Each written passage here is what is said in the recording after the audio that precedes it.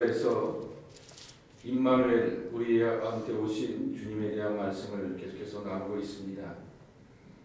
오늘은 제 두 번째인데요.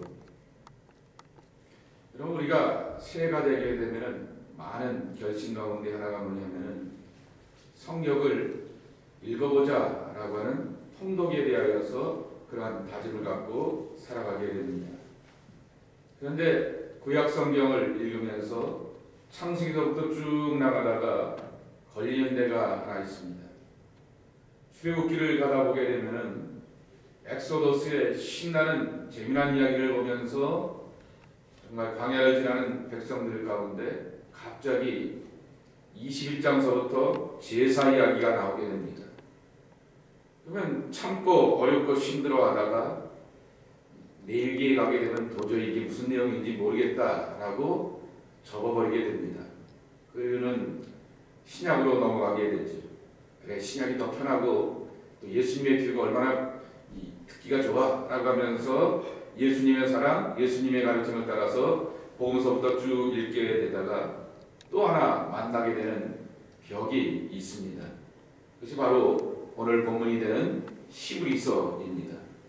그래서 구약의 레위기, 신약의 히브리서를 통곡의 벽이 아니라 통독의 벽이라 이렇게 말합니다. 성경을 통독할 때마다 늘 어려워서 뭔 말인지 모르는 그러한 내용들로 차 있는 것을 보게 됩니다. 히브리서도 굉장히 구약적인 표현들로 가득 차 있는 것입니다. 우리가 신앙생활을 수십 년, 아니 나는 엄마 뱃속에서부터, 그리고 내 아버지와 내 할아버지도 신앙생활을 하시고 목사여 뭐요? 라고 이렇게 말을 하여도 굉장히 낯설고 이해가 안 되는 것이 레위기와 그리고 신약에서는 히브리서일 수밖에 없습니다. 왜냐하면 제사를 우리가 한 번도 드려본 적이 없지 않습니까? 구약식의 제사와 제물을 가지고서 하나님 앞에 나간 적이 없는데 그것을 현대적으로 이해하라라고 하면서 설명을 드리면서 그런가 보다 사진을 보여주면서 그렇구나 라고 하다가도 돌아서면 까먹게 될 수밖에 없는 그러한 모습인 것을 보게 됩니다. 몸의 삶에 안 와닿기 때문인 것이죠. 그러면 도대체 히브리서의 목적은 뭐길래 이렇게 익숙치 않은 어려운 표현들로 가득 차 있을까라고 하는 거죠. 결국 이 구약의 표현들로 가득 차 있고 구약의 제사법으로 가득 차 있었다라고 하는 얘기는 당연히 이방인 크리스찬들보다는 유대인 크리스찬들을 생각하면서 유대인들에게 익숙한 표현들을 가지고서 이러한 권면을 하셨구나 라고 하는 것에 짐작해 갈 수는 있습니다. 맞습니다. 유대인 크리스찬들이 점점 교회가 커지면 커질수록 그들의 신앙이 깊어지면 깊어질수록 환난과 핍박이 많게 됨으로 인하여서 배교하거나 기독교 공동체를 떠나가는 사람들이 있었다라고 하는 거죠. 그래서 그들을 향하여서 권면과 위로의 말씀이 이 히브리서라고 하는 거죠. 합리하기는 참 좋습니다. 기독교의 하나님이나 유대교의 하나님이나 그 하나님이 그 하나님 아니냐라고 하는 거죠. 그러기에 얼마든지 합리화시킬 수 있고 내 신앙이 이 환난과 연단 가운데서 살짝 등을 쥐고 타협하기에 적당한 명분이 되게 되는 것이죠. 그리고 다만 내가 속으로 예수님이 하나님의 메시아임을 믿으면 됐지, 드러내지만 않고 공동체에 모이지 않으면 됐지, 뭐 그러면 되는 것이지 라고 하는 그러한 타협을 하게 됩니다. 오늘날에도 소위 말하는 가난한 교인들이 있습니다. 하나님은 믿지만 예수님의 구세주 되심은 믿지만 교회는 안 나가라고 하는 가난한 교인들이 있다라고 하는 것이죠. 그런 분들을 향해서 늘 말씀을 드리는 것처럼 병원에 가면요 환자가 많습니다. 그리고요 좋은 병원은요 중환자가 많습니다. 그렇기 때문에 교회에 와서 죄인들을 많이 만날 때마다 감복하시기 바랍니다. 그 교회가 좋은 교회구나 라고 이렇게 별난 사람들을 많이 만나게 되면 좋은 교회구나 라고 이렇게 생각하시기 바랍니다. 죄인이 너무 많아라고 하면서 교회에 대해서 실망하고 기독교에 대해서 실망하고 소위 말하는 교회 지도자들에 대해서 실망하여서 그냥 지쳤어 라고 하게 되었을 때 우리도 그런 가난한 신자, 안 나가 신자들이 될 때가 있다라고 하는 것입니다. 그러나 그냥 놔둔다고 하여서 신앙이 발전하거나 마음의 평화와 안전을 얻는 것은 결코 아니다라고 하는 것입니다. 운동선수가 근육을 가만히 두고 쓰지 않게 되면은 그 몸이 망가지게 되는 것처럼 영적인 근육, 영적인 신경세포가 이 하나님과 접촉할 수 있는 방법들을 교회 공동체에서 배워가는 것이기 때문에 그러한 믿음의 자리에 함께하지 못할 때 그 같은 기도와 말씀 묵상에 그리고 사랑의 많은 기술들이 무너질 수밖에, 믿어질 수밖에 없다라고 하는 것입니다. 그래서 오늘 히브리서에서의 4가지 대제를 기억해야 할 것입니다. 히브리서가 13장까지 있는데요. 이 4가지 뼈대 가운데서 히브리서를 이해하면은 무슨 말이구나 라고 하는 것을 전후좌우를 살피면서 이해할 수가 있다라고 하는 것이죠. 첫째로 예수님이 이 땅에 우리에게 오셨는데 완전한 대제사장으로 오셔서 구약의 제사를 끝내고 하나님과 우리를 만나게 하셨다라고 하는 것이죠. 제사장의 역할은 백성들이 하나님을 만나게 하는 것입니다. 하나님과 백성의 중보자의 다리 역할을 하게 되는 것이 제사장이라고 하는 거죠. 우리는 예수님을 통하여 하나님이 어떤 분이고 하나님의 마음, 하나님의 사랑, 하나님의 그 심정을 헤아리면서 예수님을 통하여 하나님을 경험하게 된다라고 하는 것이죠. 두 번째로는 이 제사장의 모습으로 오시게 된 예수님은 사람의 인성을 갖고 있다라고 하는 것이죠. 우시기도 하셨던 예수님, 시험 당하기도 하셨던 예수님, 고난 당하시고 후에는 마지막에 가서 죽으셨던 예수님이라고 하는 것이죠. 인생에는 울음이 있습니다. 인생에는 시험이 있습니다. 모든 인생들 앞에서는 예외 없이 죽음이 기다리고 있다라고 하는 것이죠. 우리의 심정을 너무나 잘 아신다라고 하는 거죠. 울고 웃고 연단 가운데 살아가는 우리의 삶의 현실을 잘 헤아리실 만한 분이 하나님의 아들 예수님이다라고 하는 것이죠. 세 번째, 구원으로 가는 길 혹은 신앙은 하나님께서 우리가 성장하고 자라기를 원한다라고 하는 거죠. 이 성화 믿음의 성장으로 나아가는 길에는 언제나 인내가 필요하다라고 하는 것입니다. 근데 그 인내는 스스로의 갈등 속에서 오는 고민도 있지만은 밖으로부터 오는 박해와 어려움도 있지만 잘 참고 견디면 소망으로 나아가게 되었을 때 히브리서 11장에 나오는 믿음장에 나오는 믿음의 선배들보다 우리는 더 큰 승리를 이룰 수가 있다라고 하는 것입니다. 어느 유명한 히브리서 성사학자가 히브리서의 완성은 11장 39절 40절이라고 말하게 되는데 이분들보다 우리는 더 큰 좋은 것을 하나님이 예비해 놓으셨다라고 하는 그러한 말씀으로 우리를 권면하고 있다라고 하는 거죠. 네 번째가 뭐냐라고 하면은 오늘 설교와 연관되어 있다라고 하는 거죠.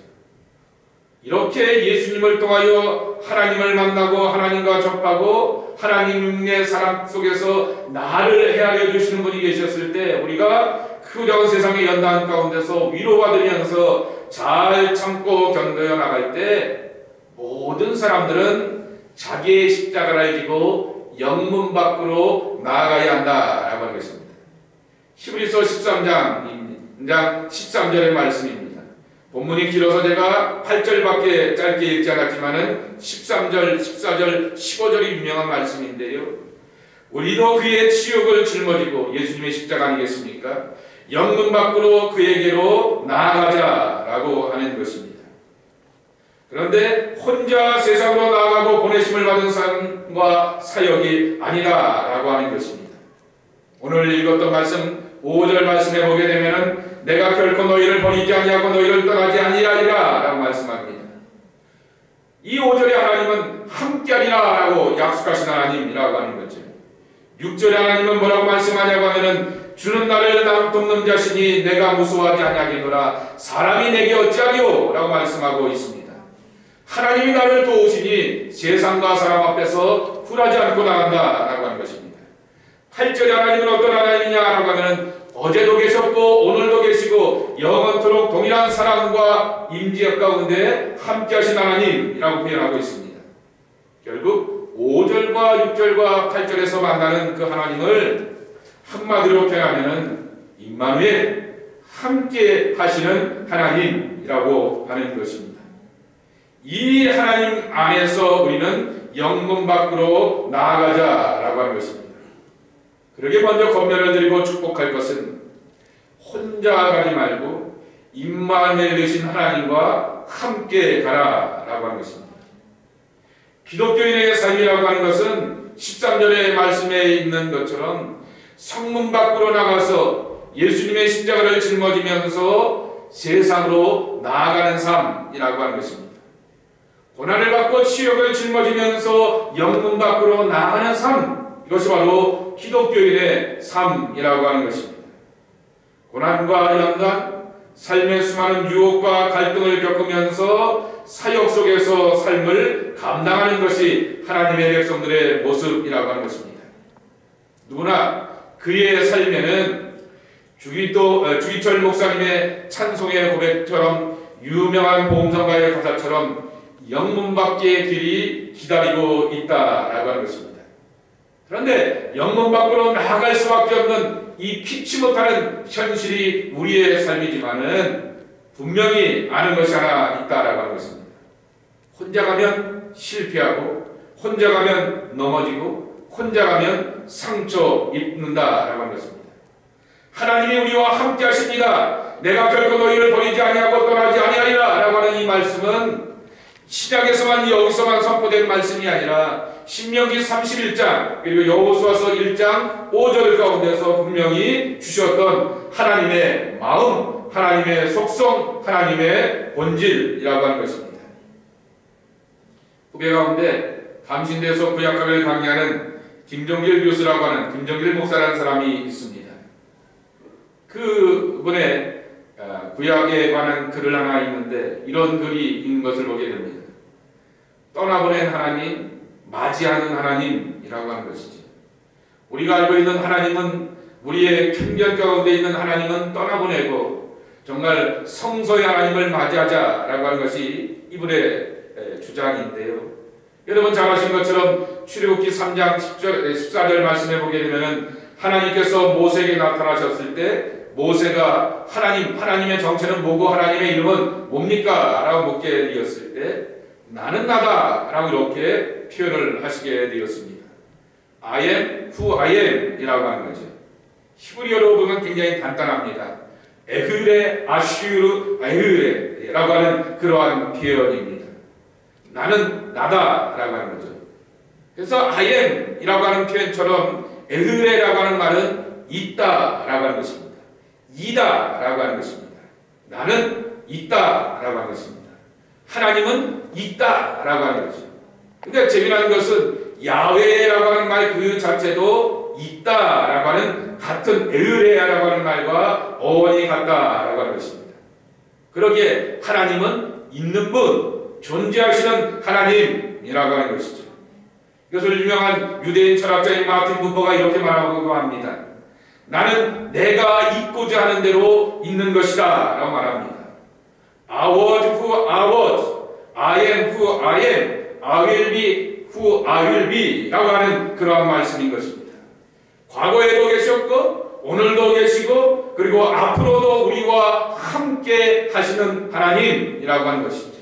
하나님은 있다라고 하는 것입니다. 내 마음속에 있고 우리의 가정에 있고 우리의 삶의 자리에 있고 우리의 교회에 있고 계시고 그가 하는 것이 바로 하나님이라고 하는 그러한 말씀인 것입니다.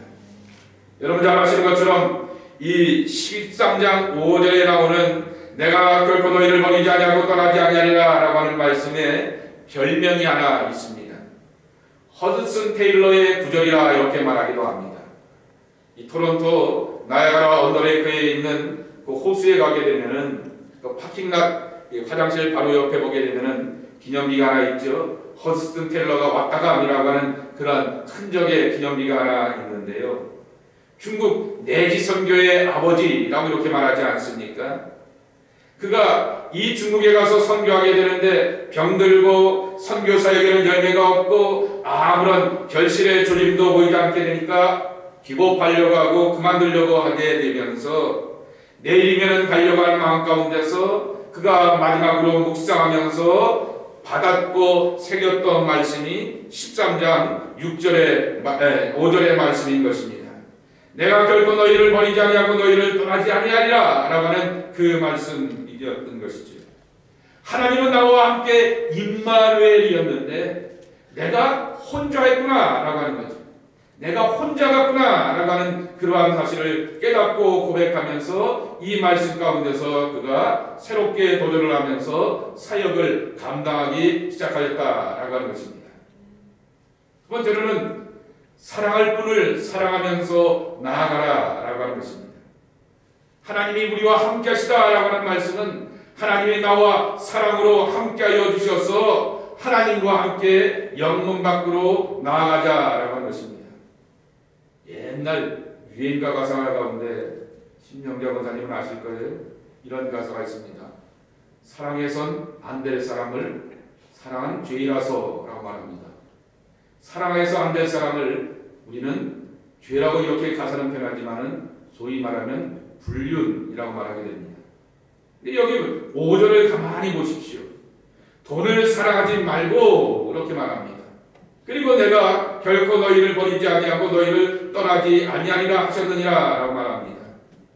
사랑해서는 안 될 사랑하는 것을 불륜이라 말하게 되는데 오늘 예수님이 오늘 여기 히브리서 기자가 말하는 것은 돈을 사랑하지 말고 라고 말하게 됩니다. 어떤 분들에게는 돈이 애착의 대상입니다. 어떤 분들에게는 권력과 명예, 또 서구 문명 가운데 있는 현대의 젊은이들에게는 약에 취하여서 더 어린 자녀들에게서는 게임에 취하여서 어떤 문화적인 욕구에 취하여서 살아가며 사랑하는 사람들이 있는 것입니다. 사랑해서는 안 될 것들을 사랑하면서 자기가 망가지는 거죠. 다른 사람을 사랑하는 것만 해도 불륜이라 말하지만 이것도 변질된 불륜의 또 다른 모습이라고 하는 것이죠. 그런 것들을 사랑하지 말고 우리를 떠나지 아니하고 함께 하시는 그 하나님의 사랑과 함께 영문 밖으로 나아가야 한다라고 하는 것입니다. 자기 좋아하는 것으로 살게 되면 자기밖에 남지 않게 되고 그 자기 자신에 대해서 스스로 실망하면서 낙담하는 경우들을 우리가 얼마나 많이 경험합니까? 하나님의 사랑을 확인하고 경험하며 그 사랑에 힘입어 거룩한 담대함과 자신 속으로 자신감을 가지고 세상 속에 날아가야 한다라고 하는 것입니다. 나는 하나님으로부터 사랑받는 사람이야 라고 하는 그러한 담대함이 있어야 한다라고 하는 것입니다. 성탄의 기쁜 소식은 하나님이 우리를 사랑하여 주셔서 우리에게 그 아들을 구원의 선물로 보내주셨다라고 하는 거죠. 나는 선물 받은 존재인데 그 선물 박스를 열어보니 하나님의 하트, 그 예수 그리스도가 우리 가운데 들어왔다라고 하는 그러한 고백이라고 하는 것이죠. 그 사랑을 받아들이게 되면 우리는 구원받고 구원의 기쁨과 사랑 속에서 세상에 담대하게 살아갈 수 있습니다. 좀 전에 말씀드렸던 이 김종길이라고 하는 구약 성서학자가 십계명을 이렇게 정의하면서 십계명은 하나님과 우리와의 관계를 다시 한번 정리해 주는데 하나님과 나와의 관계는 조정, 매니플레이션인가 아니면 순종, 오비던스인가 라고 하는 것이죠. 하나님을 조종할 것인가 하나님께 순종할 것인가 라고 하는 거죠. 근데 광야에서 이스라엘 백성들이 가나안 땅에 정착하면서 하나님께서 십계명을 주신 것은 하지마 라고 하면서 단순한 명령으로 분명하게 요구하셨던 것은 순종이라고 하는 것이죠. 그런데 이 중동에서 만나는 수많은 신들은 조종할 수 있는 신이라고 하는 것입니다. 비가 필요하면 비를 요청할 수 있고 농사의 풍요를 필요하면 풍요를 요청할 수 있고 도움이 필요하면 언제나 내가 기도하여서 나의 필요 가운데서 만들어지는 신이 바로 중동의 신들이라고 하는 것이죠. 그것은 결국 사람을 기복적으로 만들어가게 되고 하늘의 뜻대로 살아가는 것이 아니라 내 필요 따라서 있기도 하고 없기도 한 것이 바로 중동에서 만나는 신이라고 하는 것입니다. 하나님을 내가 리모트할 수 있고 매니플레이터에서 얼마든지 이용하여 써먹을 수가 있다라고 하는 것입니다. 그런데 하나님은 십계명을 통하여서 순종하라 라고 하는 것입니다. 내 순종을 요구하시게 되었던 그 하나님이 아무것도 없이 아무런 그러한 보살핌과 돌봄도 없이 그렇게 하신 것이 아니라 출애굽기 1장서부터 19장까지의 말씀을 보시게 되면은 광야 여정 가운데서 이스라엘 백성들에게 크고 작은 기적과 은혜를 매일매일 베풀어 주셨다라고 하는 것이죠.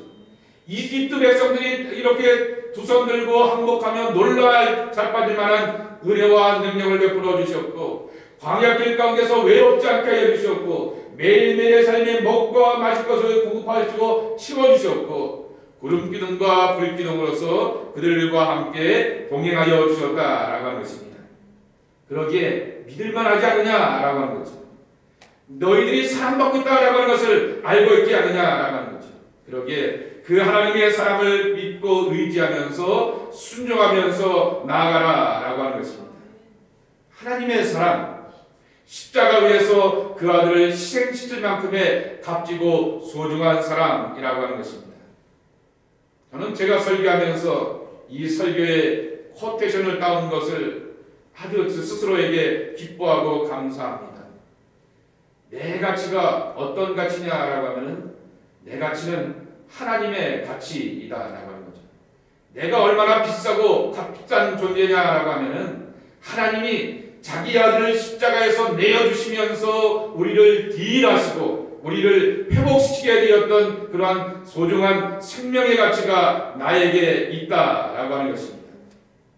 그렇게 살다 보게 되면은 우리는 앞서갔던 믿음의 선배들의 모범적인 모습처럼 나도 신앙의 모범적인 선배가 될 수가 있다라고 하는 것이죠. 실전에 보게 되면 이렇게 말씀하고 있고 우리도 그런 반열 가운데 함께 있을 것을 도전시켜주고 있습니다. 하나님의 말씀대로 살고 인도하던 사람들의 종말을 보면서 그들의 믿음을 본받으라 라고 하는 거죠. 그리고 나도 내 자식들과 주변의 사람들 가운데 그러한 믿음의 본을 보이라 라고 하는 것입니다. 지난 10월 말 11월 초에 제가 8년 만에 한국을 방문하지 않았습니까? 어머니께서 아주 저를 그냥 못살게 하셨습니다. 그러니까 오랜만에 아들이 오니까 이 사람도 봐야 되고 이분도 봐야 되고 이렇게 하면서 늘 단짝처럼 기도하시는 권사님을 만났습니다. 그 권사님의 어머니보다 한 10살이 아래신데도 불구하고 아주 서로 이렇게 단짝처럼 기도하던 분이신데요. 그 권사님과 함께 식사를 한다라고 하여서 갔더니 어느 40대 초반의 젊은 애기 엄마가 딸과 함께 나와 있었습니다.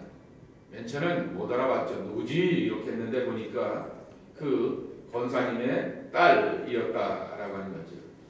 제가 6살, 그 아이가 6살, 7살, 8살이었을 때 제가 신학생으로 그리고 교육전도사로서 그 교회에서 가르쳤던 아이가 그렇게 나이가 40이 넘고 그렇게 해서 옛날 자기를 가르쳤던 전사님을 보고 싶어서 이렇게 자기 딸과 함께 나와 있게 되었습니다.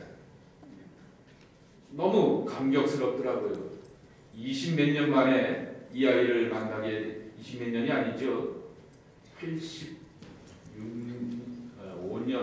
6년, 84년, 5년, 6년이니까 거기 30 이렇게 4, 5년 이렇게 지난 만나게 되었는데 아주 그렇게 어렸을 때는 귀여웠고 6살, 7살짜리 귀여웠던 아이가 41살이 되어갖고는 이쁘장한 그런 모습으로 나타나게 되었습니다. 그러면 그 아이가 점심을 사주게 되었는데 그 앞에서 솔직하게 얘기를 했습니다. 나는 그때 그렇게 좋은 신학생은 못 되었어 라고 솔직하게 어머니도 있고 또 권사님도 계시고 그러니까 흘리듯이 얘기를 했는데, 나중에 한국에 와서 고맙다라고 하면서 하니까 각 기도 제목들을 이렇게 함께 올리더라고요. 가정을 위해서 기도해달라고 하면 기도 제목 올리면서 다시 한번 그렇게 말했습니다. 난 옛날 34년 전을 생각하게 되면은 개인적으로 고민이 많고 신앙적으로 갈등이 많게 되었던 좋은 신학생은 아니었음과 내가 알아 라고 하면서 그래도 이렇게 기억하고 맛있는 밥 사줘서 고맙다 라고 하면서 그렇게 인사의 답글을 남기게 되었습니다. 기억나는 것이 있습니다. 삶은 흔적으로 남게 마련이라고 하는 것이죠. 사람은 가도 흔적은 남기 때문인 것입니다. 어떤 하나님의 사람으로 기억될까라고 하는 것이죠. 제가 오늘 여러분들에게 이렇게 우리 자신의 정체성을 정의해 봤으면 좋겠습니다. 사랑받는 죄인이라고 하는 것이죠. 우리는 하나님의 사랑을 받는 사람들이라고 하는 거죠. 근데 또 하나는 잊지 말아야 될 것은 나는 죄인이다 라고 하는 사실인 것이죠.